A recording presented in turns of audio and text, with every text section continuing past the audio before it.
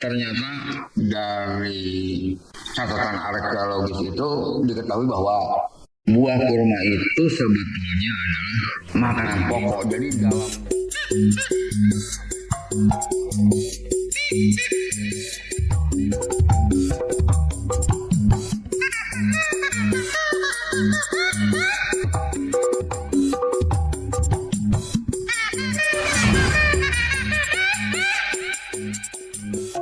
Bismillahirrahmanirrahim. Assalamualaikum warahmatullahi wabarakatuh. Kembali kita ketemu di channelnya Tukang Gizi. Kali ini nggak biasa, tapi harus mulai dibiasakan. Yaitu kita akan coba-coba untuk apa ya? Numpang tanya. Jadi kita coba gali sebuah berita, kemudian mempertanyakan apa yang, atau kalau disebut menganalisis juga terlalu tinggi karena saya memang orang bego. Masa iya orang bego menganalisis? Jadi bukan menganalisis ya, ini sekedar numpang tanya. Mudah-mudahan ada di antara teman-teman yang lebih tahu dan nanti mau ngasih tahu. Oke, ini ada berita. Jadi di situs Persagi Bandung yang terbit hari kemarin tanggal 11. Tanggal 11 ada berita yang judulnya makan 3 kurma sehari selama berpuasa. Ini yang akan terjadi pada tubuh Anda. Oke, kita bacain aja. Buah kurma merupakan buah yang populer di bulan Ramadan. Rasanya belum lengkap jika berbuka puasa tidak makan buah tersebut. Kurma termasuk ke dalam buah yang kuno, sebab arkeologis mengatakan jika buah berwarna coklat ini telah ada sejak 7.000 sebelum Masehi. Buah kurma juga telah menjadi makanan pokok di Timur Tengah selama ribuan tahun.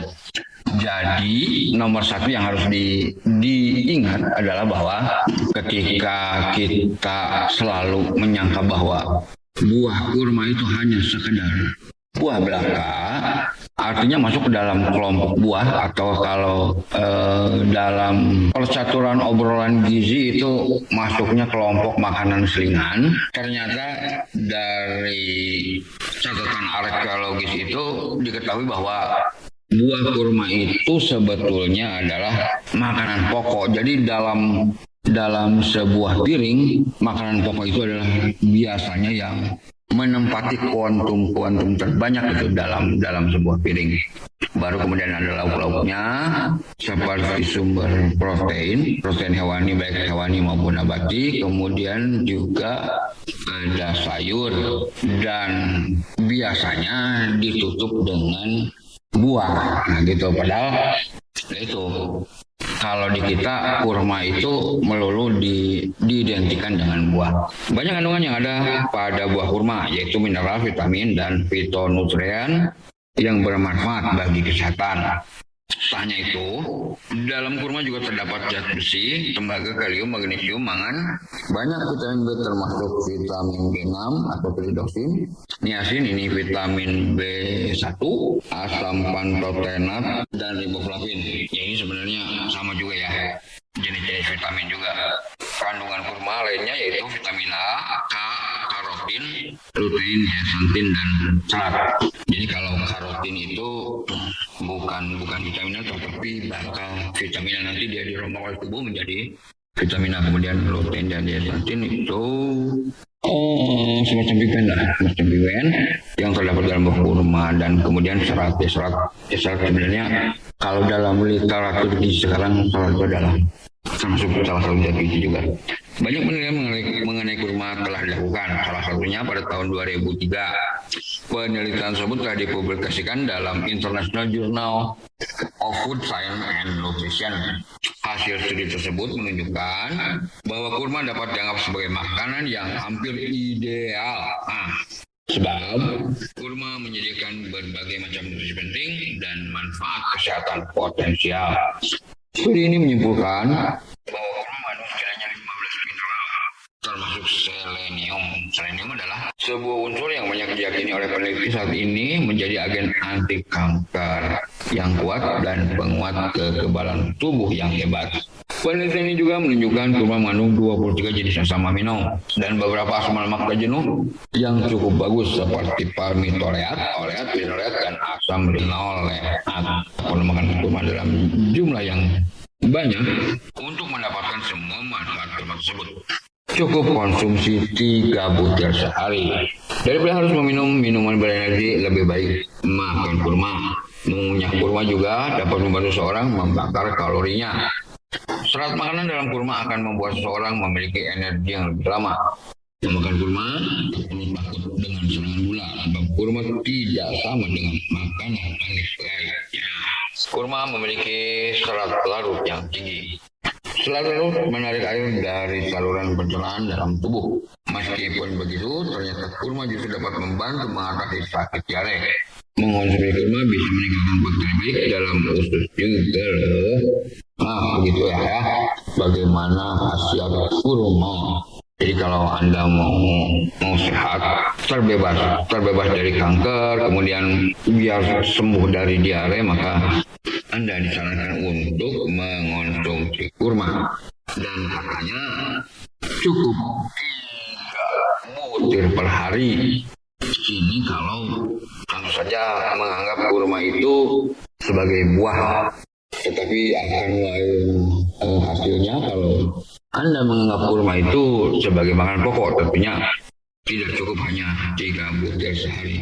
Yang jadi pertanyaan adalah, apabila kurma dimakan lebih banyak, apa yang sebenarnya akan terjadi?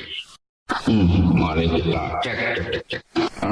Di dalam artikel berjudul kurma baik untuk kesehatan, maksimal makan berapa butir sehari, yang juga dimuat di Bandung, disebutkan oleh konsultan Dr. Zaidul Akbar. Katanya makan kurma ajwa, jadi kurma itu memang banyak jenisnya. Salah satunya adalah kurma ajwa, itu katanya yang paling disukai oleh Rasulullah. Untuk kurma secara umum 7 butir per hari bisa menghilangkan tubuh dari segala penyakit. Kelengkapan nutrisi dalam buah ini memberi manfaat luar biasa bagi tubuh. Ini jadi kalau tadi 3 sudah bisa menahan kanker karena memiliki selenium, kemudian mengobati diare juga karena mengandung serat. Ternyata apabila makan 7 butir per hari, khususnya kurma ajwa ini bisa menghilangkan tubuh dari segala penyakit. Wah, yang benar aja ini teh. Benar nggak sih? Tapi kita ikut terus ya. Menurut Dr. Zaidul, kurma sebaiknya dikonsumsi pagi hari. Konsumsi saat puasa bisa dibagi menjadi 3 butir saat sahur, buka, dan 1 butir selepas puasa dengan manfaat dan kelengkapan nutrisi yang dikandungnya. Tradisi makan kurma sebaiknya jangan hanya dilakukan saat bulan Ramadan. Kata Dr. Zaidul, salah satu kandungan nutrisi dalam kurma adalah serat yang tidak larut sempurna, insoluble fiber. Serat ini melewati saluran pencernaan dalam bentuk relatif utuh dan mempercepat perjalanan makanan di usus. Serat ini mampu melancarkan buang air besar serta mengurangi risiko sembelit dan diare. Yang benar tadi sama ya.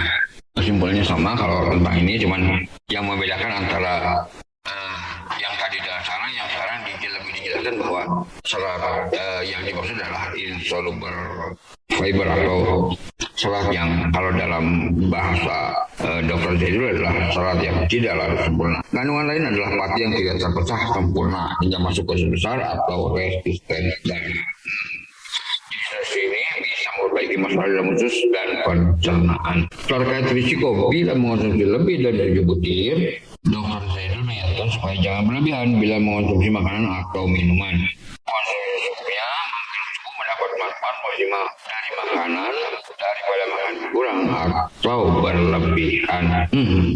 Jadi ini tidak dijelaskan sebenarnya berapa maksimalnya, tidak dijelaskan, tetapi yang jelas katanya bila mengonsumsi lebih dari 7 butir mengingatkan supaya jangan berlebihan. Jadi kalau mengonsumsinya lebih dari 7 butir itu mungkin dianggapnya sudah berlebihan. Benar nggak sih? Soalnya yang jadi masalah bila kurma itu dianggap sebagai buah, boleh jadi memang asumsi tersebut betul adanya. Tetapi apabila kurma sudah dianggap sebagai makanan pokok, rasa-rasanya yang nggak tepat juga. Bisa aja seseorang mengonsumsi lebih dari 7 butir gitu. Tetapi ya secara eksplisit tidak disebutkan apa yang terjadi apabila seseorang mengonsumsi kurma lebih dari 7 butir. At least pokoknya yang jelas ya makan kurma aja. Tetapi kalau kita menganggap kurma itu adalah sebagai buah, maka ya mungkin yang paling aman adalah seperti dijelaskan oleh Dr. Jaidul Akbar. Secara pastinya ya setiap orang berbeda-beda dalam kemampuannya mencerna ataupun memiliki batas limit sendiri-sendiri terhadap makanan yang dikonsumsi. Artinya boleh jadi seseorang terkena efek negatif apabila mengkonsumsi kurma lebih dari 7 butir, tetapi ada pula orang lain yang justru tidak apa-apa apabila mengonsumsi kurma lebih daripada itu. Kalau alam yang jelas kurma memang salah satu makanan yang dianjurkan. Dalam sebuah hadis juga disebutkan bahwa apabila Rasul berbuka puasa, biasanya beliau berbuka puasa dengan kurma apabila ada. Ya gitu aja dulu. Assalamualaikum warahmatullahi wabarakatuh.